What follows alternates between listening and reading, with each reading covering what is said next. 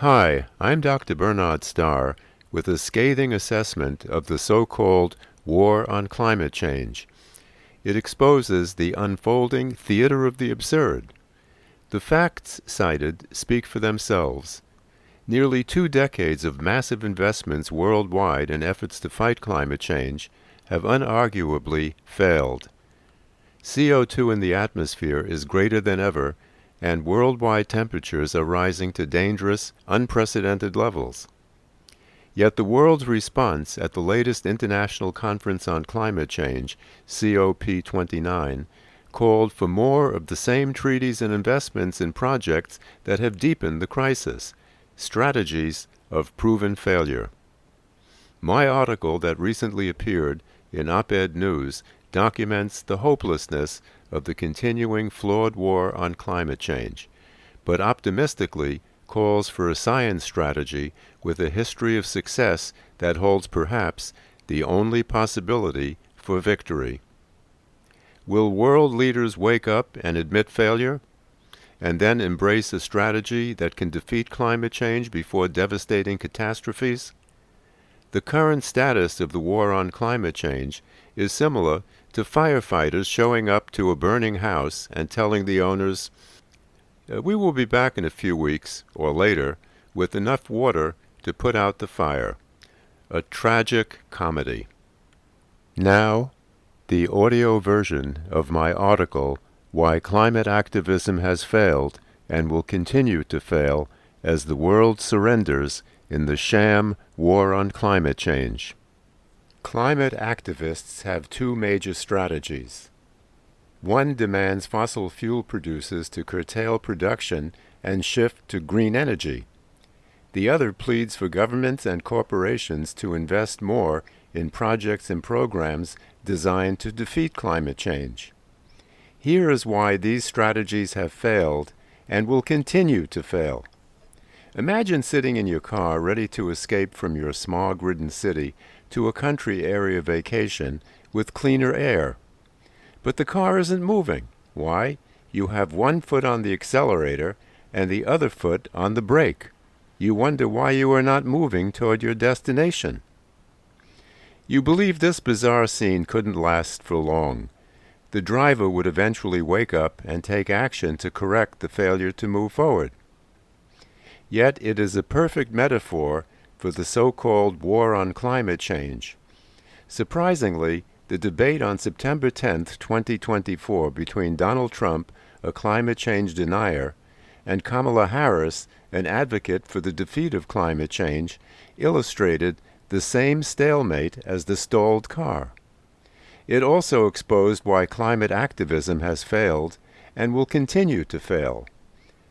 The 2 presidential candidates, ostensibly on opposite sides of the issue, argued over who would produce more atmosphere-poisoning oil. Trump proudly boasted about his policy of drill baby drill, foot strictly on the brake. Kamala Harris, after telling of her foot on the brake, signaling that the U.S. is currently producing more oil than any other country in the world, pointed out that the Biden administration had made the most aggressive investment in climate change projects in the history of the United States, foot on the accelerator. More recently, December 18, 2024, while ignoring his foot on the brake, Joe Biden made more, quote, bold commitments to tackle climate change. The U.S. is not alone in this duplicity. It exists virtually in all the leading fossil fuel producing countries. Worse than the stalled car example, in the real-life version, we are moving backwards. The world today is in worse shape than when the war on climate change began. The amount of CO2 in the atmosphere is greater, with temperatures rising to unprecedented levels each year. In 2008, scientists warned that CO2 should not exceed 380 parts per million. In 2024, NASA reported a surge to 427 parts per million. This failure is not surprising. While the world has invested hundreds of billions, if not more, in projects to defeat climate change, The World Health Organization, WHO, reports globally, and this is a quote, globally about $400 billion every year of taxpayers' money is spent directly subsidizing the fossil fuels that are driving climate change. Damage to health and the environment that they cause brings the real value of the subsidy to over $5 trillion per year. More disturbing, all the leading polluting nations are not only failing to meet their commitments to achieve net zero emissions, but like the U.S., they are actually revving up their production of fossil fuels. Corporations are also reneging on commitments to reduce greenhouse gas emissions. And nations with the greatest rainforests, lungs of the world, bristle at pressure to take the moral high road and invoke stream conservation when the wealthiest industrialized nations have hugely profited from recklessly exploiting the production of fossil fuels, and continue to do so. Like the person in the stalled car, many wonder why there is no progress in defeating climate change. The war on climate change is not without its supporters. A staggering number of advocates all over the world lobby for greater investments in combating climate change.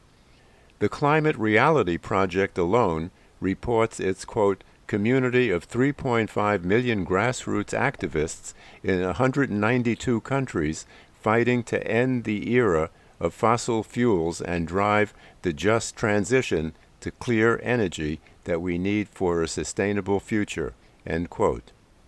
The Climate Action Network, CAN, is, quote, a global network of more than 1,900 civil society organizations in over 130 countries driving collective and sustainable action to fight the climate crisis, end quote. The voices of these wishful, pro-life, for-the-planet, foot-on-the-accelerator activists are falling on deaf ears, the break people. What is the response of activist organizations to the faltering war on climate change? They plead for more funds to enlist more activists. Really? More advocates will move us forward? Consider, too, the vast number of funded projects around the world. 1 trillion annually according to the Climate Policy Initiative. We have heard about many of these, quote, promising projects, end quote, at the annual COP, Conference of the Parties, International Conference on Climate Change. Here is the assessment of COP29 in November 2024 by the Global Solutions Initiatives. Quote, the cycle of hope and despair is likely to continue, end quote. Moreover, virtually every college and university in the U.S. and elsewhere boast projects designed to defeat climate change. At some universities, more than 50 faculty members are working on funded climate projects. This vast climate industry is now part of the problem rather than the solution.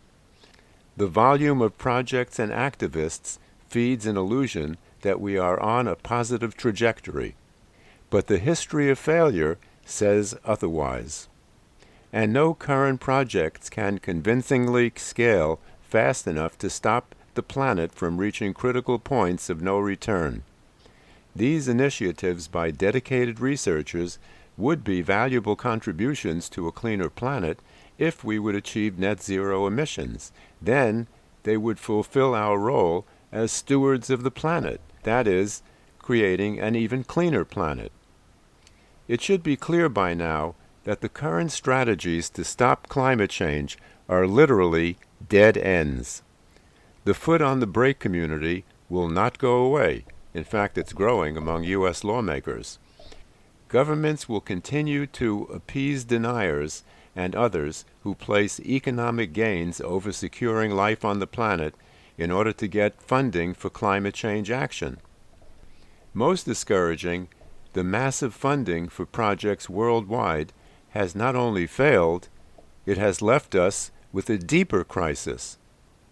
Tragically, the beat of duplicity continues with impunity. Azerbaijani President Ilham Aliyev told delegates and heads of state attending COP29 in his country that natural gas was, quote, a gift from God, and he shouldn't be blamed for bringing it to market. Earlier, the BBC reported that a senior Azerbaijani official appeared to have used his role at COP to arrange a meeting to discuss potential fossil fuel deals. And the U.S., second only to China among carbon-polluting nations, is about to seal its surrender to climate change. Chris Wright, Donald Trump's pick for Secretary of the Department of Energy, is CEO of a Denver fossil fuel company. According to Euronews, Wright is a vocal advocate of oil and gas development, including fracking, a key pillar of Trump's quest to achieve U.S. energy dominance in the global market. Isn't it time to face the truth? Treaties will continue to fail as commitments are not met and production of fossil fuel continues at present levels or increased production. The failure will be especially acute because of regime changes and likely disruptions from military and economic crises. Isn't it time to scrap the current strategies and embrace one with a realistic promise of defeating climate change before we encounter what UN Secretary General Antonio Guterres called the fast-approaching climate hell?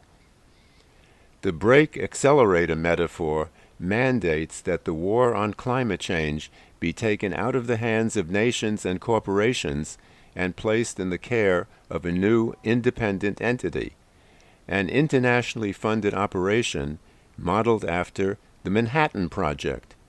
It would focus on a limited number of projects that have proven ability to defeat climate change if developed to full functionality. A prime candidate is nuclear fusion. If fully developed, nuclear fusion could produce unlimited amounts of clean energy with virtually no radioactive waste, unlike current nuclear fission plants. While there are formidable obstacles to bringing nuclear fusion to full commercial operation, recent breakthroughs remind us that science has a history of achieving the impossible when given the resources. Both the moon landing in 1969 and the success of nuclear fission, the Manhattan Project in 1945, which ended World War II, inspire hope that science can do it again. On May 25, 1961, President John F. Kennedy, speaking to a joint session of Congress, set the electrifying goal of a moon landing within the decade. Although scientists knew little about space travel, we made it to the moon in just 8 years. Scientists today know a great deal about nuclear science. Let's set a goal for the commercial functionality of nuclear fusion within a decade. Scientists warn that time is running out. We have a choice, either a bold commitment to focus sharply on a technology that can defeat climate change if fully developed, or a decision to double down on failed strategies and watch the theater of the absurd play out. In deference to nature, viewing the show from high ground is strongly recommended. Thanks for listening. I'm Dr. Bernard Starr.